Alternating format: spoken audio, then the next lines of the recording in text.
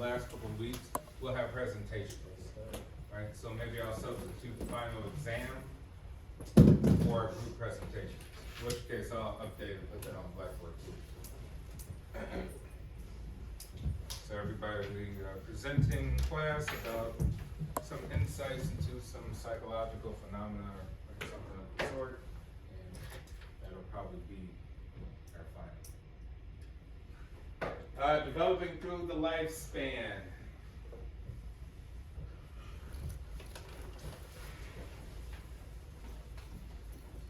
All right, so we're going to start from the beginning. We're going to talk about prenatal development, how we come into this world, how it kind of works, what are some of the mechanisms that happen before we are born into the world. All right, so we discussed in earlier classes nature and nurture. How does genetic inheritance interact with experiences to influence development? Right? So how does genetic inheritance, your genes, interact with experiences to influence development? How do we think some of that takes place? What are some of the mechanisms? What do our genes have to do with our influence and how we develop? Yes? Do you ever realize when you experience something, your genes may have to adapt to overcome the struggle in some of those things? Or your genes have to kind of change, face off things,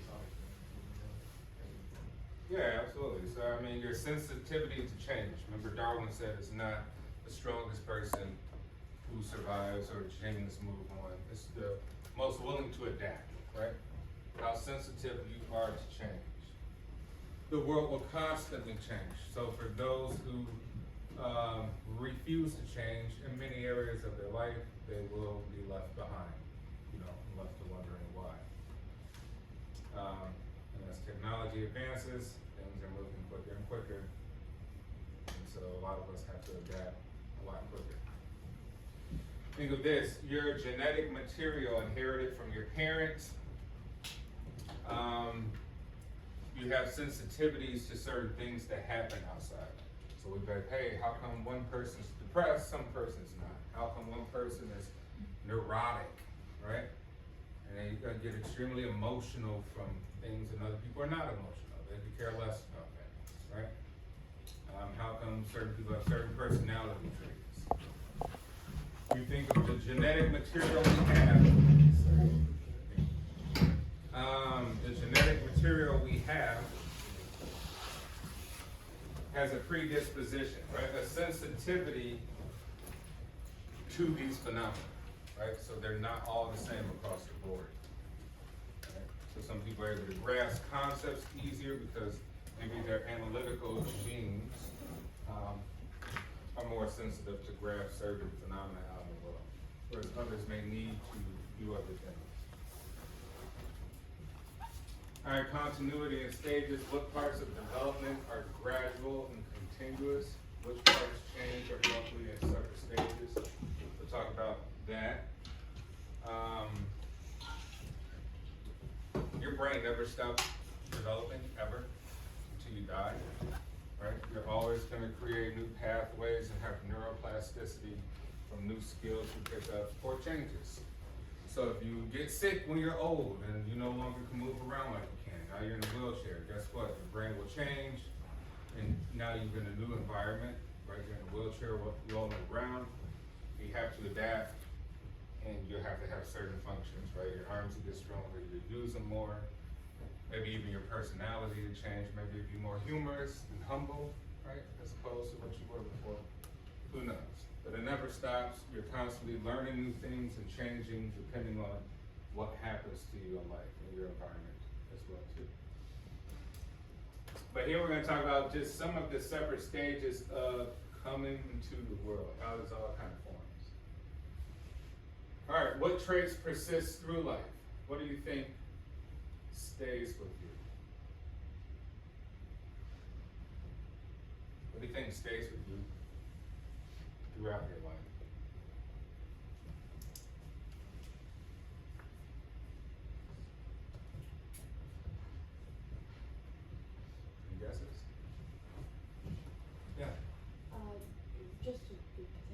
about their trauma, customs, and the responses of your parents to things? Yeah, right. You could say maybe your responses don't change. You're kind of the same, right? And even other people be like, oh, you're the same as when you were a kid in that particular area. Think of motivation and drive, right? Think of motivation and drive. A lot of times, children are always, they're like that, and as they get older, it never changes. They've always been motivated. They never stop. They're very active. Think of people who were introversion, personality traits, right? People who are always sitting in the back of the class or don't want to talk or whatever it is may be, or don't want too much exposure or don't want the spotlight on them. And there's other people, extroverted, right? You think they've always wanted the attention. They always love to talk and be around a lot of people. Whereas others get tired of being around a lot of people. So those things can persist throughout life. So they can remain stable. All right, so how do we come into the world, right? Man ejaculates into a woman, right? We're saying natural ways. 200,000 to 500,000 sperm are fighting their way to make their way to the egg. So as a result of that, 200 estimated, right? 200,000, 500,000. And just one of them made it. And here you guys are. Here you are. What happened to your other 500,000 brothers and sisters who didn't make it that day? So therefore, here's a miracle of life, right? Think about it. We take it for granted because of it. No one thinks about this stuff. That's too deep.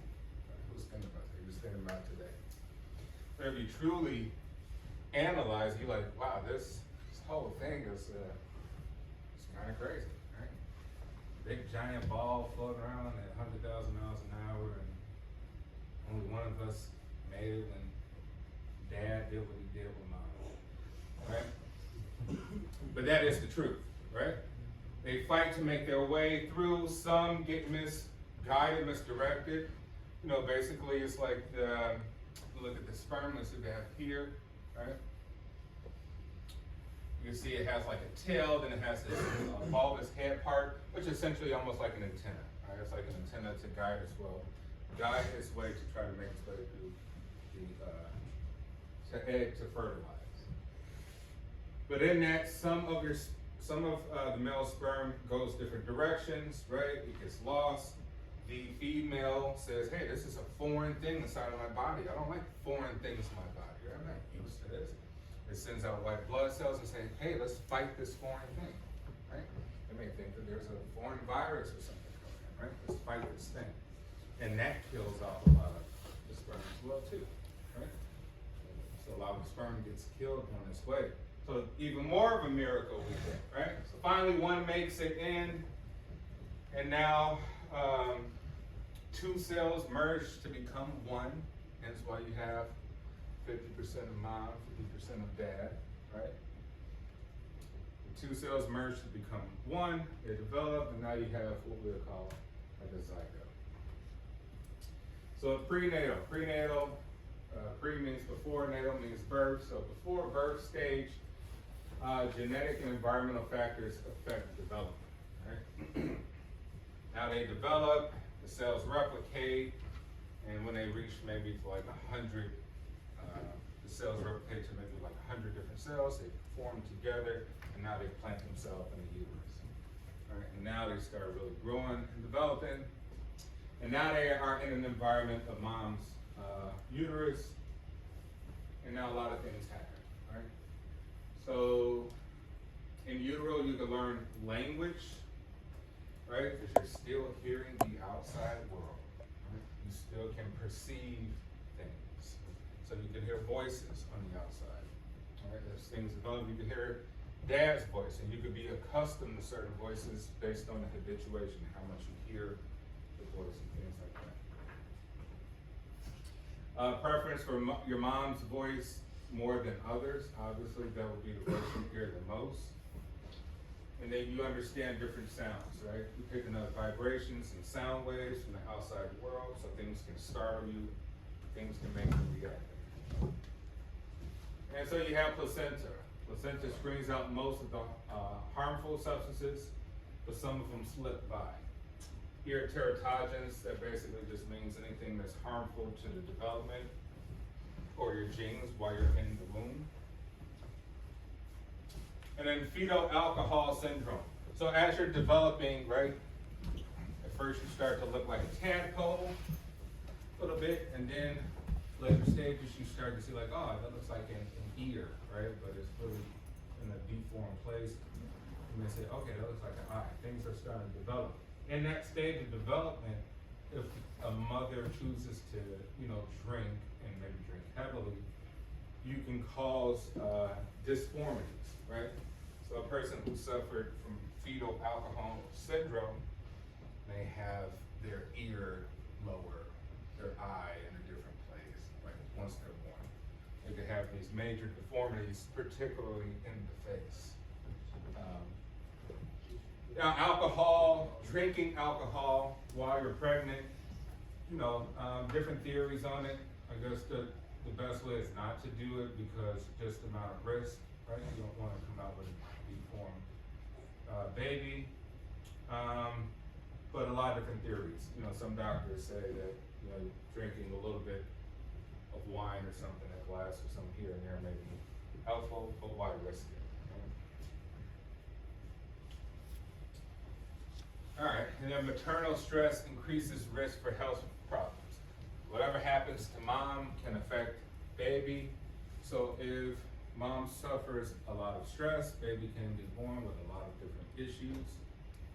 Baby can suffer anxiety in the womb, come out be very startled and sensitive to all sorts of things, sounds, light, things of that, or develop other things such as heart problems or anything related to stress. Right? Question? Anybody here has kids?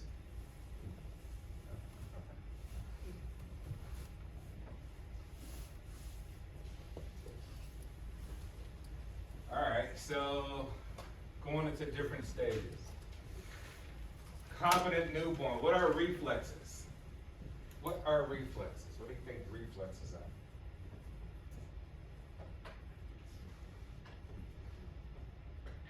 Reactions to the environment around you? Yeah, big reactions. It could be reactions to the environment.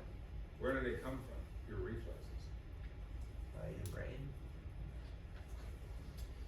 Yeah, but inherently, is it something you learn over time? Like, do you develop reflexes when you first come out in the world, or is it something like you already are born with, some sort of programming? Yeah, right. So you're programmed to have reflexes. Why? Because as you are born, you need to survive. You need to survive in subtle ways. Right. So they're automatic, they're innate, they're inborn, as we would call them. Some of them are rooting. So when a baby's born, babies can reach for things automatically. Right. No one taught the baby how to do these things. These are just automatically given to the child based on nature. So rooting means like rooting to grab for things and pull things. What would be the point of that? Well, baby needs to grab mother's breast, right, nipple, and be able to properly get nutrition from it, right? The other thing is sucking. Sucking is a reflex. Well, no one taught the baby that either, right? So it needs to properly be able to, to suck on things. And even when it's breastfeeding, it sucks in a different way. It particularly goes to like the roof of the mouth as opposed to you're drinking through a straw where you're just drinking it directly, sucking it through. So a different form of sucking while you're in this early development. Startling, being startled, right? Babies are startled all the time, especially when you pick them up, they like flail their arms out. In which case you're like, well, that's really dangerous. Why does it have that development? Like, why does it have that sort of evolution to have that startling? We're not really sure why babies do that. One thing could be just maybe to be a signal to say, hey, be careful of me, don't drop me, right? It could be like make you more aware that, be careful picking me up, right? And we think maybe it's come from like primates and things like that. They could be observed in like apes, monkeys, chimps, things like that. And then grasping, be able to hold on things, and they hold on things very, very tightly, right? They need those skill sets. Now, some of the research, here they're talking about facial recognition, right? So this one obviously looks more like a face as opposed to this. This looks more like a human face. This looks like something else, right? So babies are more comfortable with this face. They've done research with habituation, which is basically saying just exposure to certain different tests to see how babies respond to it. And so what we've learned from the research is that babies prefer human faces over anything that does not look like a human face, including other animals, right? Including dogs and cats and things like that, right? Babies prefer a human face. Why? Why would evolution kind of give that to babies?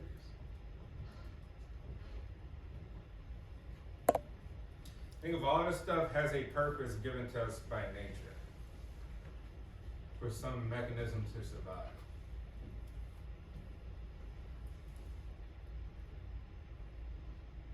Think if it's in a foreign environment, there's no human faces, it will have to cry to alert somebody, right? So perceived threat. So prefer to be something within the same species that can obviously comprehend the baby, for whatever reason. So babies prefer human faces. Babies prefer mom's face more than others, right? Because that's the most familiar face. And faces is most likely exposed to, right? So and the thing is, babies don't, they need consistent presence. So if you're not around a lot of your uncle or a cousin like that, you're like, oh, why does the baby always startle when I come around? But you're not around enough. It identifies you still as a threat. You're just a foreign object, right? Even though I saw you 3 days ago, right? Mom sees a baby every day, all the time, all day. So that's a whole different story.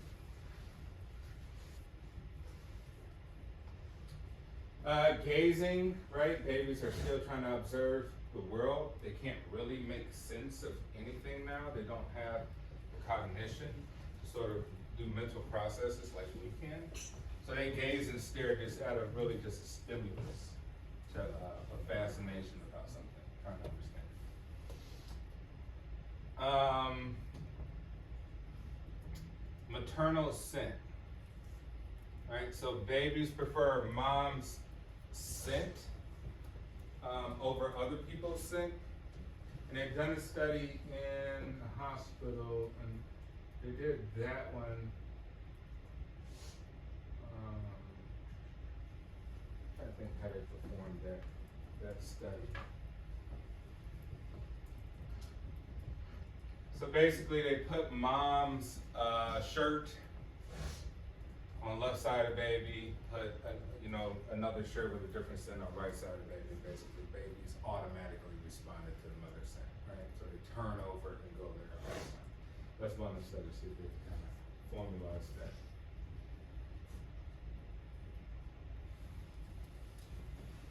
All right, so development, explosive growth and developing prenatal brain. All right, so here we see brain activity, the neurons, the amount of neurons being formed.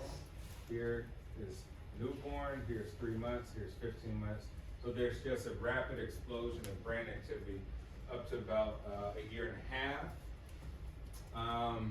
They're branching and touching together. They're making, they're forming links and communications, which means obviously there's a little bit more understanding than here, right? Lots of gaps. This is particularly just being fed, being warm enough, and be able to get proper rest. Here might be other things. Most rapid frontal lobes growth from 3 to 6 years. Development continues into adolescence and beyond. Once again, your brain never stops developing. That goes on forever.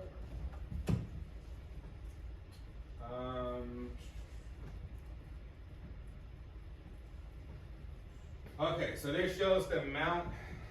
So think of this. Why do certain children pick up certain skills faster than other children when you observe them? Well, you have to think about their environment. Right?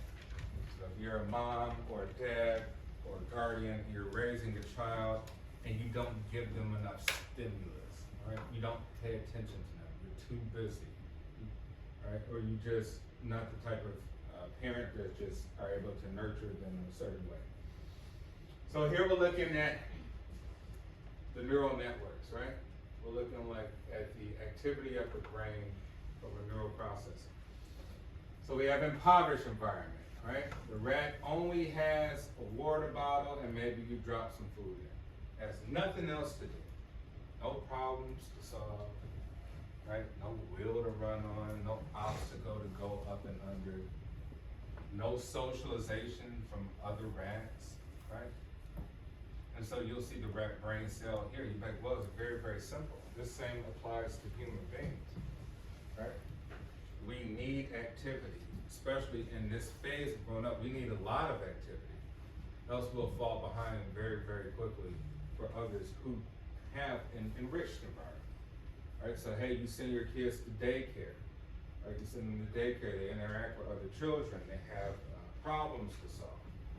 They're able to communicate, they're able to learn from a lot of different ways, right? They have a lot of activity.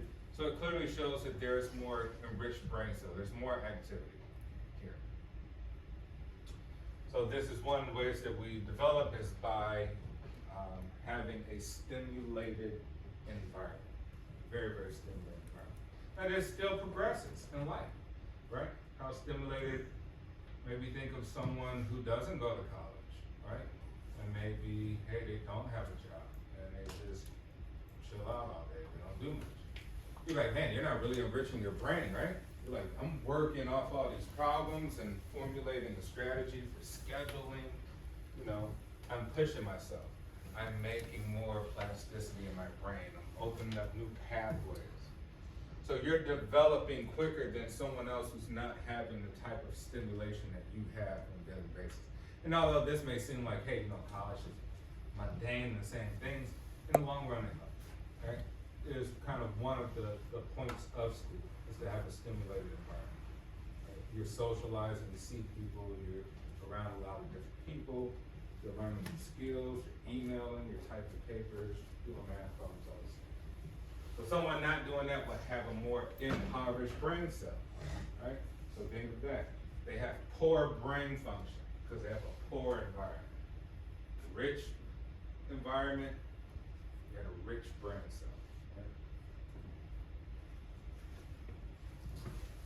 Right? Motor development. So in your early stages of life, it's primarily fixed on motor skills, right? You need to learn how to properly move.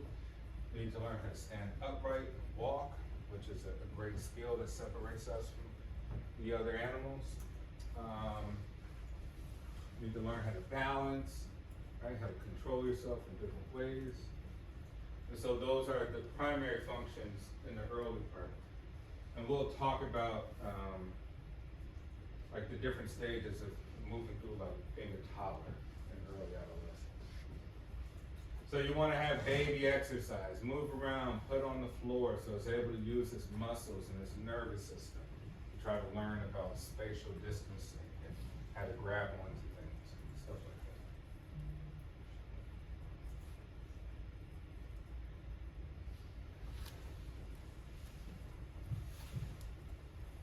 that. All right, so we talked about rapid neuron growth disrupts old memory circuits. So when we talked about like facial recognition, we're like, well, it's doing so much growing, right? That it disrupts the memory circuits for babies, causing infantile amnesia. If you don't come around enough, baby won't recognize you because essentially it has amnesia, right? Because it's too busy processing other important functions, such as eating, sleeping, things like this. Brain areas tied to memory continue to mature during adolescence, so yes, your memory will get better as you grow.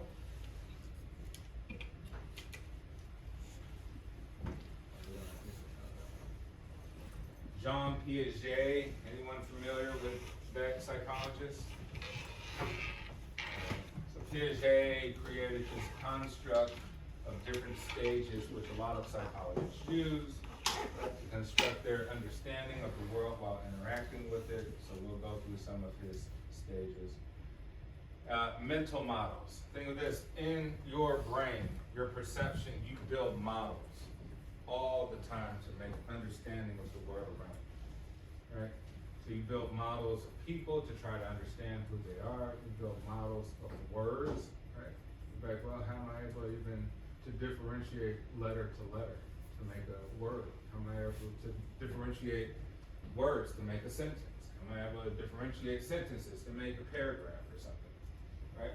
We are constantly building models, which are simply just projections of what things are, right? We do this throughout time to learn behavior. So we'll talk about schema, assimilation, and accommodation. So like we said, from birth to age 2, your sensory motor stage, right? All you're primarily concerned with at that point is motor skills, moving on, gradual unfolding of object permanence. Object permanence is babies don't realize that things, say we play peekaboo with a baby, right? And you go like this, peekaboo, and you go away. Baby doesn't realize that there's a face still behind your hand. Doesn't realize that an object can be permanent behind another object, right? So when you come back around, baby is excited. It's like, wow, that thing reappeared. But to us, we're like, well, it never went away, right? There's something behind hands, right? So object permanence. That's something that babies do not have up to about age 2. And now, past that, when you interact with 2 and 3-year-olds, they're able to quickly understand that there's someone behind it, and they'll pull the hand down. They're like, oh, let's put it down and see what's behind it. They have the curiosity. Then we got our pre-operational stage, which goes in to about age 6 or 7, so like 1st, 2nd grade. So things are represented with words and images, right? We watch all these little cartoon shows for kids. Things are associated by words, right? Or images, right? So you do flashcards, things like that. So it always associate. They may have difficulty expressing what something is, but they do know it if we show them an image of something. Still unable to perform mental operations, which is essentially like, hey, if one thing doesn't work, can we try something else? Right? So to that stage, if one thing doesn't work, you may be stuck there thinking, like, okay, well, what do I do now? Right? But us as adults, we're like, oh, okay, that didn't work. Let me get this. Let me do this instead. All right, so processing, problem solving skills. Right?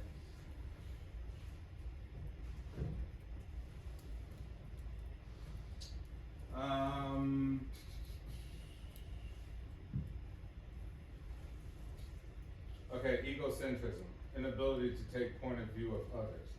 All right, at that point, we don't have really emotional intelligence. We haven't developed that.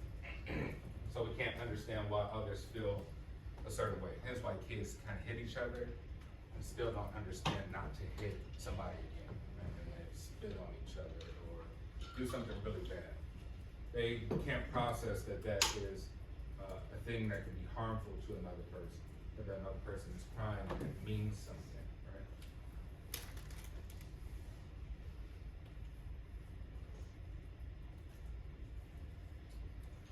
All right, here to give some baby math, right? All right, so we got 2 little objects placed in a box in a case, right? The hand brings in the second object. Here's a screen. So it places the screen up, right? They would say, what the heck? Where did it go? It disappeared. One object removed. Baby may see it, right? So baby sees hand enter, sees it takes away 1, right? So we know there's like, okay, there's only 1 remaining. So here's the processing they go through. So possible outcome, right? Revealing 1 object or impossible outcome. Screen drops revealing 2 objects. Just basically that kids can't really formulate the type of math we have about removing something, subtracting or adding at this point. And so they may still come up with impossible outcomes.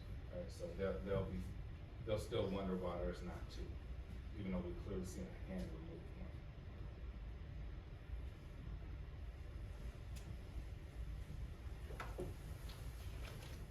one. All right, so before we continue with this, right, we'll talk a little bit about Freud, right? Well, what time is it now? Okay. Well, we'll briefly talk about Freud before we continue on with Piaget, right? So as we talked about Freud, Freud is always controversial, and he talks about childhood development, and so Freud establishes up to about say 2 years old. He uses a different model, right? He'll say that the first stage is the oral phase, right? Oral phase means that the baby communicates and have sensitivities with mouth, right?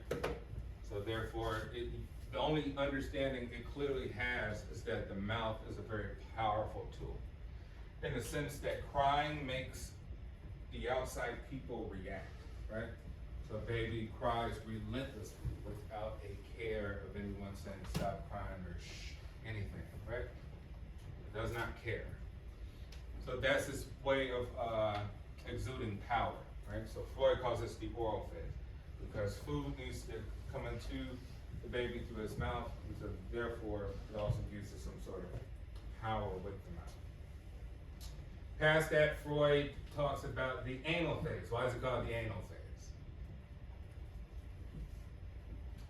At around 2 years old, you enter the anal phase. Yes. Potty training, right?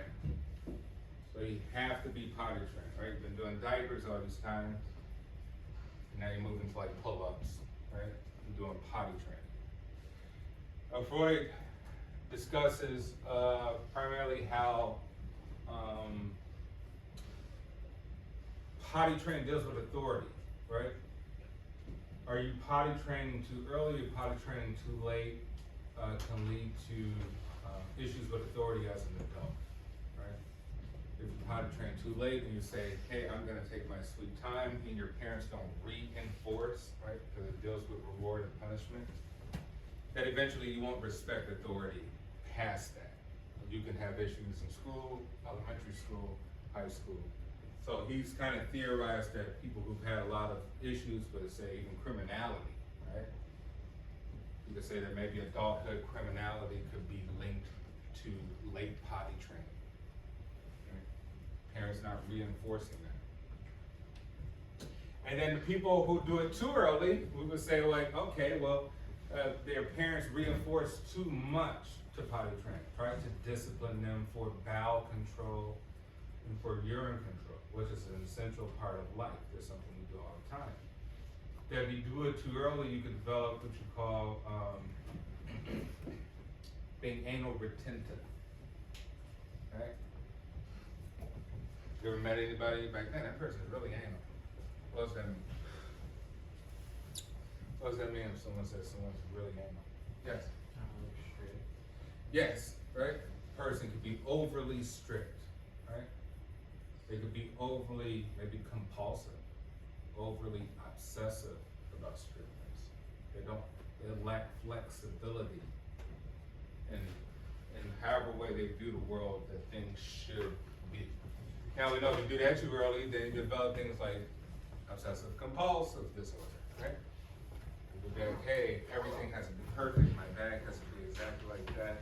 If it doesn't be exactly like that, Professor Ross is gonna have anxiety, won't be able to focus and teach. Because this has to be like that, right? And that reflects in relationships. It has to be this way. It's not this way, it doesn't work. We know life doesn't work like that, right? Life's about flexibility, we have to adapt, changes happen. If you're not willing to change with a fluid environment, you're just gonna be stressed out, thinking that the world should revolve around you and be a certain way, and that can never be. So, some people sort of subscribes to Freud, and as opposed to some of Piaget's more structured things. Past that, Freud theorizes about genital phase, right? Basically says one step, okay, we got the potty training now what phase we're in? We're in a phase where kids observe they have genitalia. They observe it in themselves and observe it in others, right? So if something, according to Freud, some of his theories, if something malfunctions, if we allow children to be too sort of free or fluid with their genitalia, or maybe touching other kids, or something of the sort, right? If anything goes wrong there, that typically you'll have issues, sexual issues growing up, right? You have a lot of problems. It could lead to promiscuity, right? Being promiscuous, or other things, right? And then past that's the latent phase, which is basically all of us we're in, right? Latent, which means that we finally formed as adults, and we're trying to figure out the world and figure out who we are using all of those previous stages. I'll end off there. I don't want to get too deep into this because I know we still got to focus on the exam. But any questions? No questions about development? Come on. We talked about a lot of interesting stuff. Anybody here plan on having children or want children, family? Who doesn't want kids? That's surprising. That's surprising. I mean, I have, I got like 2 or 3 siblings who, you know, I'm the baby in my family, I'm the youngest. I have 2 kids. But I got 2 or 3 people, you know, older than me who don't have kids. So I'm surprised that everybody wants to have kids at some point. Okay, that's good, that's good.